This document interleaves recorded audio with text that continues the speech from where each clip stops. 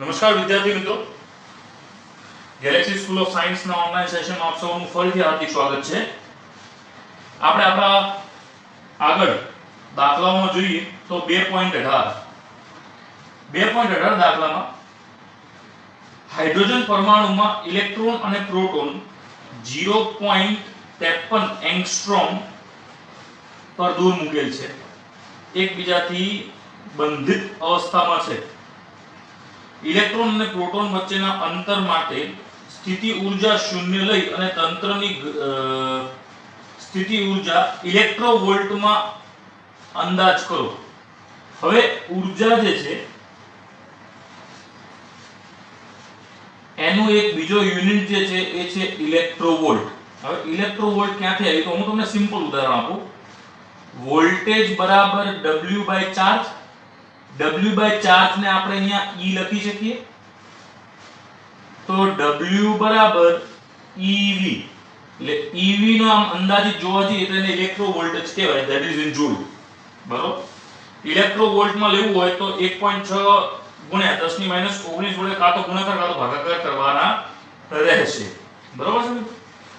તો સૌપ્રથમ આપણે સોલ્વ કરીએ છીએ પહેલા નંબરનો પ્રશ્ન, ધેટ ઇઝ જે આપેલું છે આપણને. તો અહીં ઇલેક્ટ્રોન અને પ્રોટોન વચ્ચે અનંત અંતર માટે સ્થિતિ ઊર્જા શૂન્ય લઈ આ તંત્રની સ્થિતિ ઊર્જા ઇલેક્ટ્રોવોલ્ટમાં અંદાજ કરો. ઇલેક્ટ્રોવોલ્ટમાં આપણે ઊર્જા શોધવાની હોય તો U is equals to, U ની કિંમતની વાત કરી, U જે છે that is equals to K Q1 Q2 upon R. આમાં K ની કિંમત 9 ગુણ્યા 10 ની 9, આની કિંમત 1.6 into 10 raised to minus 19, proton ની કિંમત 1.6 into 10 raised to minus 19, એક ઇલેક્ટ્રોન છે એટલે આગળ માઈનસ upon એનું અંતરની કિંમત છે 0.53 into 10 ની minus 10. આ કુલે કુલ બધું સોલ્વ કરતા આપણા પાસે કિંમત આવે છે minus 43.4717 into 10 raised to minus 19 joule. આ જૂલમાં આવ્યું. આપણે ઇલેક્ટ્રોવોલ્ટમાં શોધવાનું છે. ઇલેક્ટ્રોવોલ્ટમાં શોધવું હોય તો આને આપણે ભાગાકાર કરવા પડશે એક ઊર્જાની કિંમતથી, that is 43.47 into 10 raised to minus 19 joule upon 1.6 into 10 raised to minus 19. એટલે આ જવાબ આપણા પાસે આવશે, આ કુલમમાં છે તો that is ઇલેક્ટ્રોવોલ્ટમાં આપણને મળશે. તો U બરાબર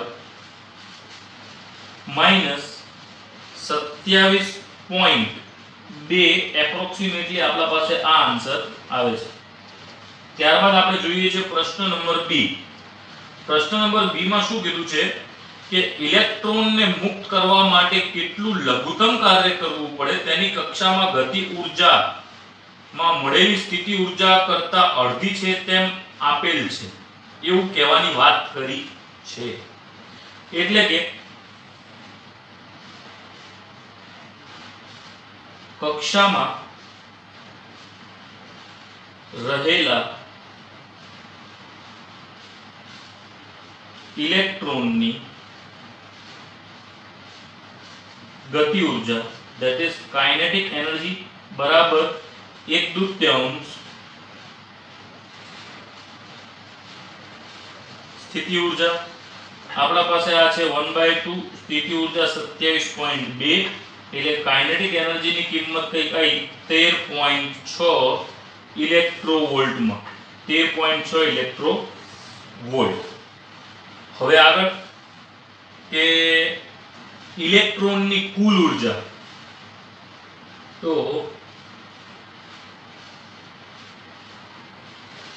ઇલેક્ટ્રોનની કુલ ઊર્જા બરાબર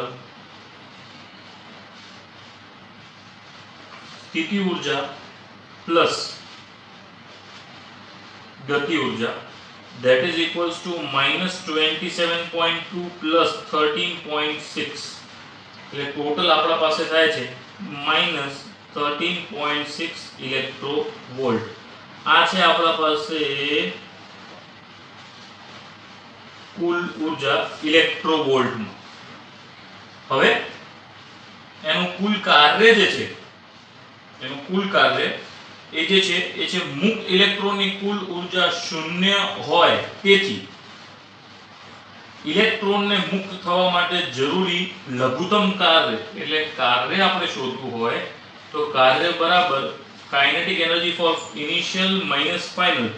ઇનિશિયલ 0 છે માઇનસ ફાઇનલ જે છે આપણા પાસે 13.6, તો ધેટ ઇઝ કુલ કાર્ય આપણા પાસે આવે છે 13.6 ઇલેક્ટ્રોવોલ્ટ.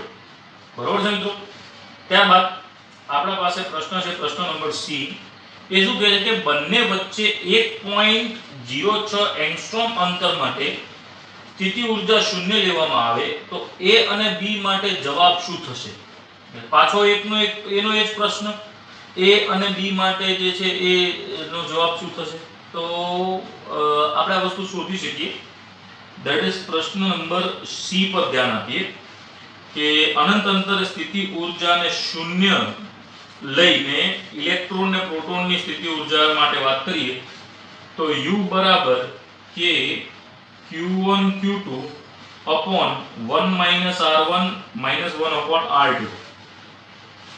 k ની કિંમત 9 ગુણ્યા 10 ની 9. આ બંનેની કિંમત એક માઈનસ છે એટલે -1.6 into 10⁻⁹ એનું વર્ગ કરી દઈએ એટલે એક માઈનસ એક પ્લસ એટલે માઈનસ આપણે રાખી શકીએ એટલે આપણે આ માઈનસ હટાવીને આગળ માઈનસ કરી દઈએ છે. અને અહીંયા આપણા પાસે 1/r1 છે એટલે 10 ની -10 જે છે એને આપણે બારે કોમન લઈ લઈએ છે અને 0.53 1/1.06. તો આ બધું જ સોલ્વ કરતા બધું આપણા પાસે કુલ આન્સર આવે છે ધેટ ઇઝ -3.6 ઇલેક્ટ્રોવોલ્ટ. હવે 3.6 ઇલેક્ટ્રોવોલ્ટ આવે તો આ દર્શાવે છે કે 0.53 હતું ત્યારે અને 0. જે આપણા પાસે અંતર હતું 1.06 એંગસ્ટ્રોમ આ દરમિયાન આપણા પાસે આ જવાબ જે છે એમાં અહીંયા માઈનસમાં આપણા પાસે 13.6 ઇલેક્ટ્રોવોલ્ટ જેટલી ઉર્જા વપરાઈ અને -27.02 થી 13.6 ઇલેક્ટ્રોવોલ્ટ સુધી સ્થિતિ ઉર્જા વધીને મળે છે.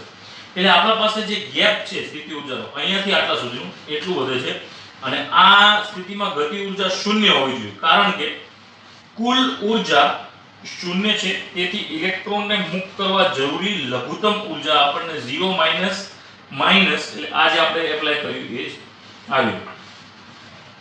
એના આધારે આપણા પાસે આમાં પણ સેમ ટુ સેમ આન્સર મળે છે કે એનું કાર્ય જે છે એ 13.6 ઇલેક્ટ્રોવોલ્ટ મળે છે.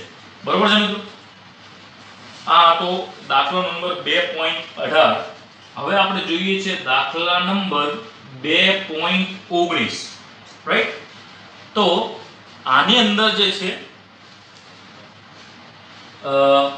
આ દર્શાવે છે કે ઇલેક્ટ્રોનને 0. આપણા પાસે દાખલો છે 2.19 જેમાં એવું આપેલું છે કે જો હાઇડ્રોજન અણુ ના બેમાંથી એક ઇલેક્ટ્રોન દૂર કરવામાં આવે તો આપણે હાઇડ્રોજન આણ્વિક આયન મળે. H2+ ની ધારા સ્થિતિમાં બે પ્રોટોન વચ્ચેનું અંતર લગભગ આપણા પાસે 1.5 એંગસ્ટ્રોમ આપેલું છે અને ઇલેક્ટ્રોન દરેક પ્રોટોનથી લગભગ 1 એંગસ્ટ્રોમના અંતરે છે. આ તંત્રની સ્થિતિ ઉર્જા શોધો. સ્થિતિ ઉર્જા શૂન્ય માટે તેની પસંદગી જણાવો. એટલે આપણા પાસે અહીંયા કને એક ઇલેક્ટ્રોન અને બે પ્રોટોન આપેલા છે. તો માનો કે આ જગ્યાએ છે બે પ્રોટોન અને અહીંયા કને છે ઇલેક્ટ્રોન.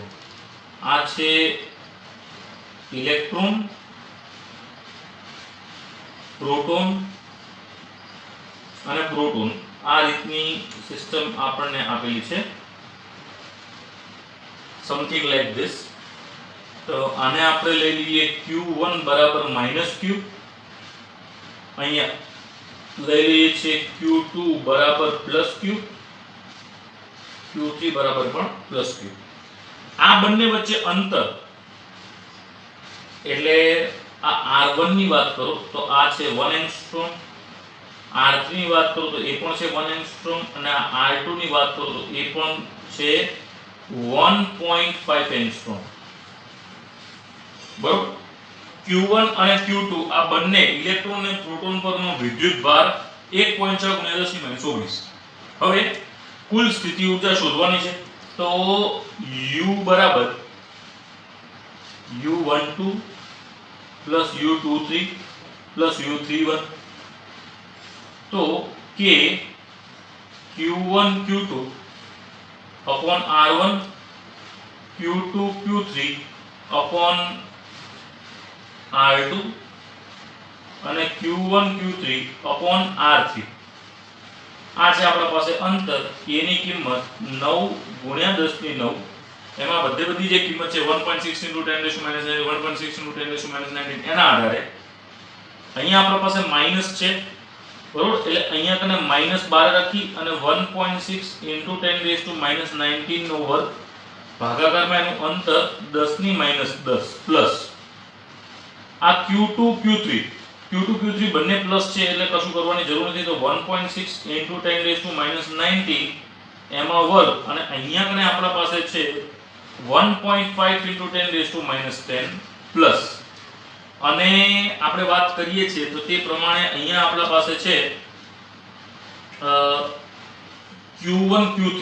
તો q1 q3 માં 1 પ્લસ 1 માઈનસ, એટલે બારે માઈનસ કોમન રાખી તો 1.6 × 10⁻19 નો સ્ક્વેર, અને એનું અંતર છે 10. હવે આમાંથી આ આખી રકમો જે છે એ બારે કોમન કાઢી લઈએ અને 10⁻10 પણ બારે કાઢી લઈએ તો શું મળે છે આપણને? તો 9 × 10⁹ into 1.6 × 10⁻19 નો સ્ક્વેર ભાગ્યા 10⁻10. આટલું કાઢ્યું કોમન. જોઈ શકો છો આપ, અહીંયા છે માઈનસ, તો અહીંયા -1 પ્લસ 1/1.5 -1, આ -1 થયા 2 ને આના 1.5 સાથે મલ્ટીપ્લાય કરો એટલે 3, એટલે એનું બધું એલસીએમ લેતા સોલ્વ કરતા 9 × 10⁹ into 1.6 × 10⁻19 એનું વર્ગ ભાગ્યા 10⁻10, અને અહીંયા આપણી પાસે આવે છે એપ્રોક્સિમેટલી બધું કેલ્ક્યુલેટ કરતા -2/1.5 જૂલ્સ. તો આ આખું સોલ્વ કરવું હોય અને આપણે ઇલેક્ટ્રોવોલ્ટમાં ઊર્જા જોઈતી હોય તો ઇલેક્ટ્રોવોલ્ટમાં ઊર્જા મેળવવા માટે આને 1.6 × 10⁻19 સાથે ભાગાકાર કરવા પડશે. એટલે આપણા પાસે જે પણ આન્સર આવે છે એનું બધું આને આપણે 1.6 × 10⁻19 વડે ભાગાકાર કરી દીધો. અહીંયા ઇલેક્ટ્રોવોલ્ટમાં આન્સર આવી જાય છે. તો અહીંયા કને 1.6 × 10⁻19, એટલે 1 તો આ કેન્સલ થઈ ગયા, એટલે આપણા પાસે 1.6 વધે છે, અહીંયા 9 વધે છે, 2 અને 1.5. આ બધું સોલ્વ કરતા આપણા પાસે લાસ્ટ આન્સર આવે છે 19.2 ઇલેક્ટ્રોવોલ્ટ. આ કુલ ઊર્જા. બરોબર છે મિત્રો? તો આ હતો પ્રશ્ન નંબર 2.19. હવે આપણે વાત કરીએ છીએ પ્રશ્ન નંબર 2.20. આ જે પ્રશ્ન છે બહુ મસ્ત પ્રશ્ન છે. A અને B ત્રિજ્યાઓ ધરાવતા બે વિદ્યુતભારિત સુવાહક ગોળાઓને એક તાર વડે જોડવામાં આવે છે. બે ગોળાઓની સપાટીઓ પરના વિદ્યુત ક્ષેત્રનો ગુણોત્તર કેટલો થશે? આ પરિણામનો ઉપયોગ કરી સુવાહકના તક્ષિણ અને ધારદાર છેડાથી આગળ સપાટ વિભાગ કરતા વિદ્યુતભારની પૃષ્ઠ ઘનતા શા માટે વધારે હોઈ શકે છે તે સમજાવો. એટલે દાખલા તરીકે આપણે પહેલા વિચાર કરી લઈએ 2.20. હવે આપણા પાસે ગોળા 1 અને ગોળા 2, એટલે ગોળો 1 અને ગોળો 2, એમાં વિદ્યુત સ્થિતિમાન V1 અને V2 લઈએ. અનુક્રમે આની ત્રિજ્યા a લઈએ અને આની ત્રિજ્યા સ્મોલ b લઈએ, આના પરનો વિદ્યુતભાર q1 લઈએ અને આના પરનો વિદ્યુતભાર q2 લઈએ. એટલે આ સાથે આપણા પાસે આ બે ગોળાઓની જે પણ વસ્તુ હતી એ લઈ લીધી અને આમાં કેપેસિટન્સ C1 અને આનું કેપેસિટન્સ C2. બરોબર? એટલે આ પ્રકારના આપણા પાસે છે. હવે વાહક ગોળાઓને તારથી જોડવામાં આવે તો તેનું સ્થિતિમાન સમાન થાય. શું થાય? દાખલા તરીકે આ આપણા પાસે ગોળો છે અને આ પણ એક ગોળો છે. બરોબર? આ ગોળાની ત્રિજ્યાઓ કંઈક અલગ અલગ છે. આની ત્રિજ્યા અને આની ત્રિજ્યા b. આને આપણે એક તાર વડે જોડી દઈએ તો આ ની અંદર વિદ્યુત સ્થિતિમાન જે છે એ સમાન થઈ જાય. બરોબર? તો એના આધારે શું કરી શકીએ કે દાખલા તરીકે V1 બરાબર V2 બરાબર V લઈએ અને આપણને ખબર છે કે Q બરાબર C into V.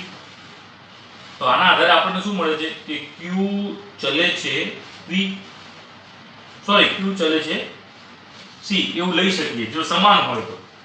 એટલે આને આપણે અચળ ગણી લઈએ તો આના આધારે આપણી પાસે Q બરાબર C આવતું હોય તો શું થઈ શકે? તો Q1 upon Q2 બરાબર C1 upon C2 આવું થાય. પણ કેપેસિટન્સ જે છે એ C1 by C2 બરાબર A by B પણ આપેલું છે. આવું ક્યાંથી ખબર પડે? તો જુઓ મિત્રો, તમારા પાસે એક સૂત્ર છે, એ સૂત્રના આધારે તમને સમજાવું તો Q બરાબર C into V, V ની કિંમત આપણે મૂકીએ KQ upon R, આ QQ કેન્સલ, R અહીંયા જતું રહ્યું તો C into K બરાબર R, R છે ત્રિજ્યા એટલે C ચલે છે R, એટલે આપણે જે પ્રમાણે ત્રિજ્યા હતી એ પ્રમાણે આપણે ચલે છે એવું કહીએ.